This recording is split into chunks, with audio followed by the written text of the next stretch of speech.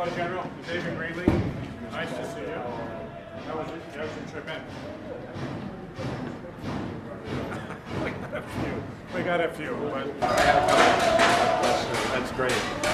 And the Rear Admiral is in the next door, or where? Hey, Mike, here she is right here. How are you? Good to see you. Mike's my Admiral David Greeley. Nice to see you. Ambassador. Great to have you.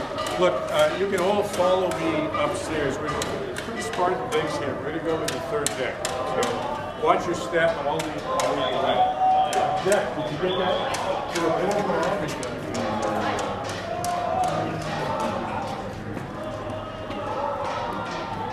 To the bigger context, because also the president himself might have some real views on where that IDP camp was. We just weren't sure if you were aware that this issue was in Got a lot of things on my plate.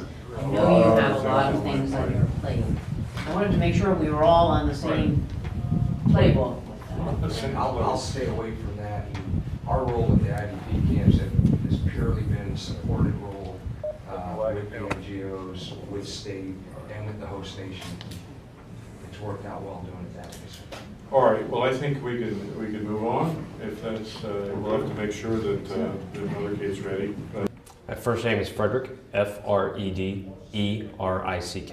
Last name is Volz, V as in Victor, OLZ as in zebra. Staff Sergeant, and my billet is Platoon Sergeant for 2nd Platoon, Echo Company, 2nd Battalion, 8th Marines. We are doing embassy reinforcement. So the Department of State, or the embassy requested additional support due to civil unrest in the area. That came down to our tasker, which we were prepared for. We flew in about 36 hours ago to reinforce the already MSG that are currently on deck. It's a very large-scale exercise to have more of Navy and Marine Corps cooperation and amphibious training, also getting our allies and our partners of various countries, Italy, Germany's here, Mexico, and more multinational training, building those ties within our allies and our partners and learning from each other. Who is participating in Bold Alligator? There's 2nd Battalion, 8th Marines. There are some multinational countries.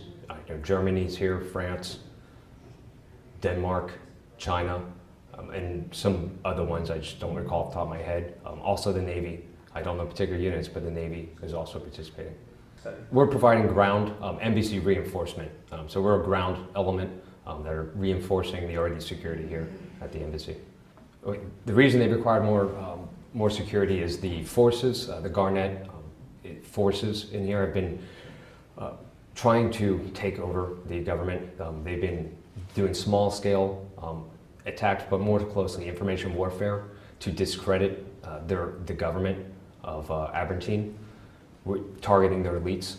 They're not doing anything very symmetrical. It's very asymmetrical, not only targeting their elites, but trying to withdraw support for the United States. So the civil unrest has been growing.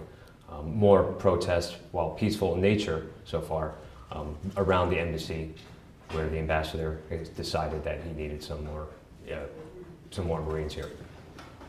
More Marines stabilizing is just additional Marines on post, keeping the security posture, and indirectly, showing support for this country because we're bringing more in and we want to stay here. We want ambassadors to stay here and work through and give as much help. So this shows the people that we take this seriously.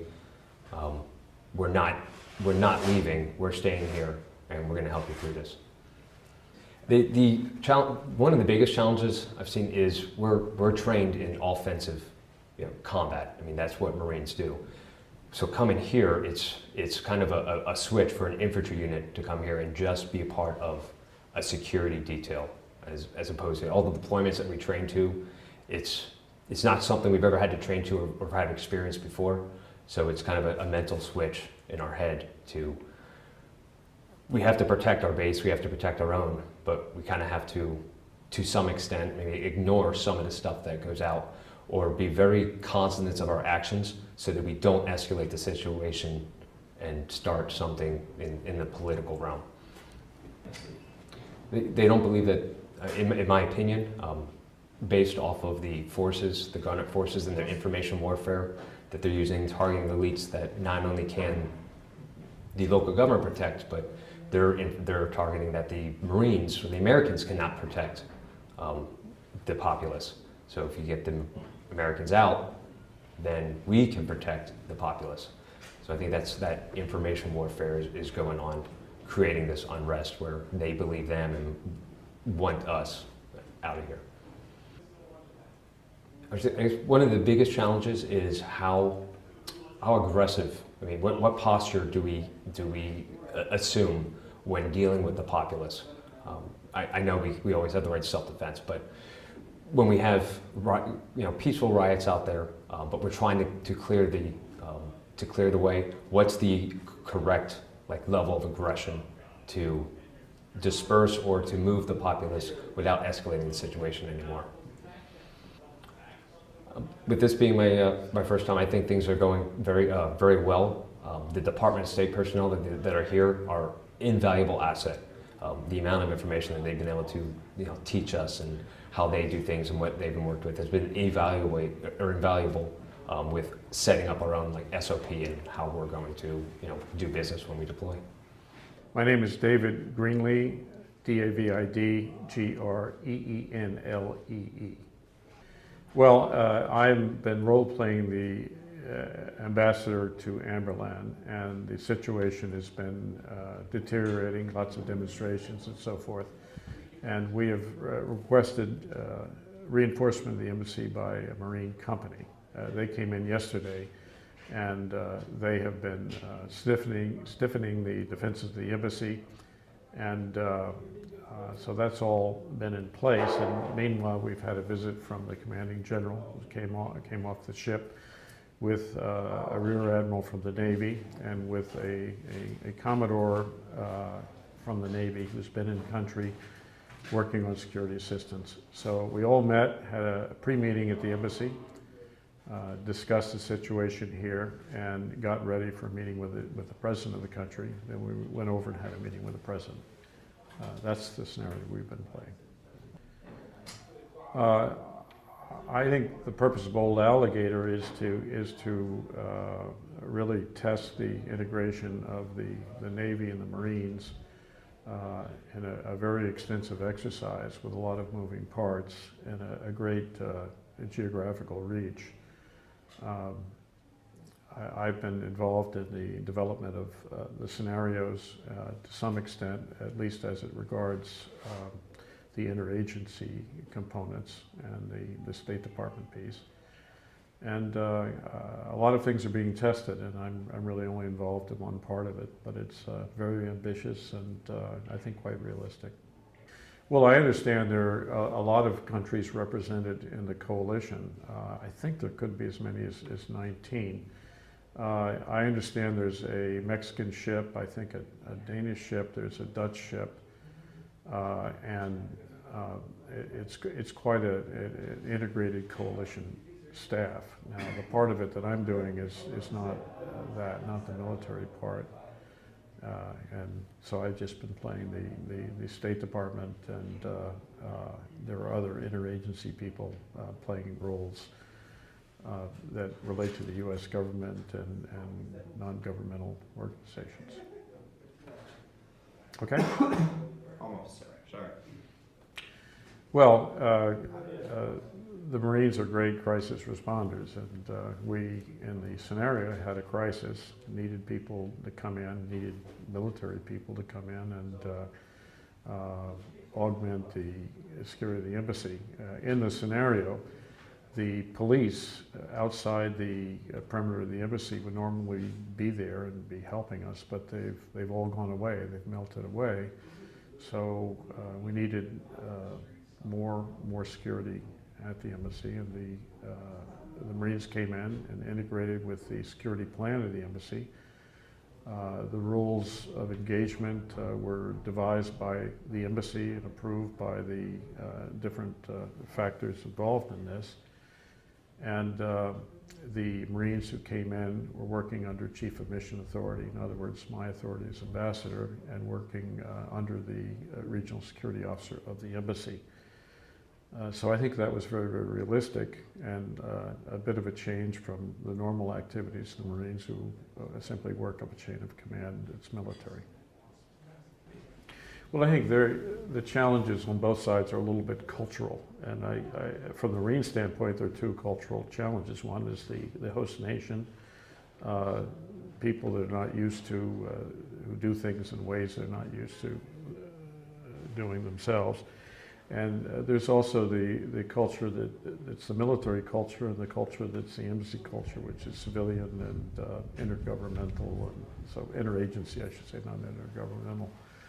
And they have to work through all of this. And I think that it is a challenge, and I think the Marines playing in the scenario did very well at this.